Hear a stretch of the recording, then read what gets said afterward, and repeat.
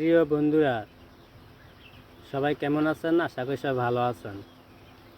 তো আজকে আমি যে কথাগুলো বলবো, কথাগুলো মনে প্রান্ত শুনবেন। কথাগুলো না শুনিয়া ভিডিওটা ঠেলা মেরে যাইগেন না, কথাগুলো শুনিয়ে যায়েন একটু মনোপ্রাণ দিই। তো ভিডিওটা শুরু করে একটা অনুরোধ আপনার কাছে, যারা এখনও ফলো করেন নাই আমাকে ফলো করে দেন। আর আমার যদি ইউটিউব চ্যানেল থেকে ভিডিও দেখে থাকেন, ইউটিউব চ্যানেলটা সাবস্ক্রাইব করে দিবেন। সবাইকে অসংখ্য ধন্যবাদ যদি করে থাকেন। তো কথাগুলো হলো, আমার পিছনে দেখুন মুরগি এখানে 2000 মুরগি আছে। 2000 মুরগি ফালতে কয় টাকা খরচ হয়, কয় টাকা লাভ হয়, আজকে আমি সেই বিষয় নিয়ে আলোচনা করব। তো যারা চিন্তা ভাবনা করতেছেন মুরগি ফালার জন্য, মুরগি কীভাবে ফালবেন, কীভাবে মুরগি ফালে আপনি লাভবান করতে পারবেন, আপনি জানেন না, বুঝেন না।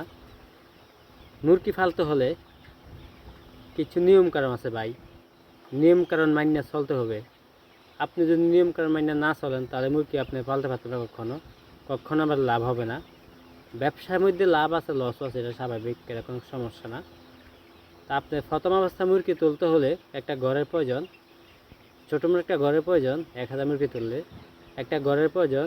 আপনি ঘরটা খরচ করতে 1000 মুরগির ঘর খরচ করতে কমপক্ষে 50,000 টাকা লাগবে।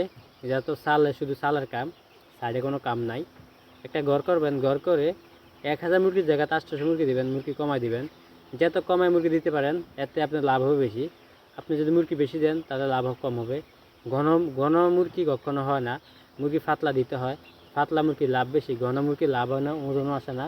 তো অনেক খামারে আছে যে ঘন মুরগি দিয়ে রাখে, ঘন মুরগি কখনো দিবেন না। ঘন মুরগি দিলে আপনি লাভ করতে পারবেন না, আপনার লস হবে।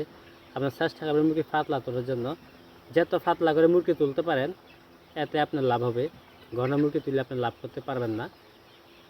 তো যারা নতুন খামার দিবেন চিন্তা ভাবনা করতেছেন, কিছু ট্রিটমেন্ট আছে, ট্রিটমেন্টগুলো আপনারা ফলো করবেন। ট্রিটমেন্টগুলো সঠিক নিয়মে যদি ট্রিটমেন্টগুলো না দেন তাহলে মুরগি কখনো ফালতে পারবেন না। আপনার সঠিক নিয়মে ট্রিটমেন্টগুলো দিতে হবে। কীভাবে মুরগি পাতলে লাভ হবে সেই বিষয়ে আপনার আগে থাকতে হবে। মুরগি অনেক রকম রোগ ব্যায়াম আসে, অনেক রকম রোগ আছে, ব্যায়াম আছে, সেই বিষয় নিয়ে আপনি জানতে হবে। আপনি মুরগি যদি তোলেন শুধু স্বার্থ না, ভুসিগুলো শুকনো রাখবেন। ভুসি শুকনো থাকলে কোনো সমস্যা নাই।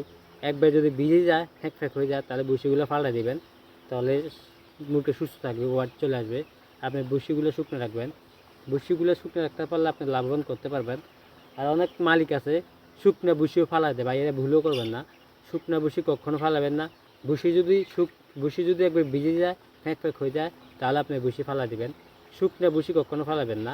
যে বলে গ্যাস থাকবে, এরা মুরগি থেকে গ্যাস। ভুসি যদি শুকনো থাকে তাহলে কোনো সমস্যা নাই। আপনি যদি নিয়মিত মুরগি পালতে পারেন তাহলে আপনি লাভবান হতে পারবেন। আশা করি আমার কথাগুলো বুঝতে পারছেন।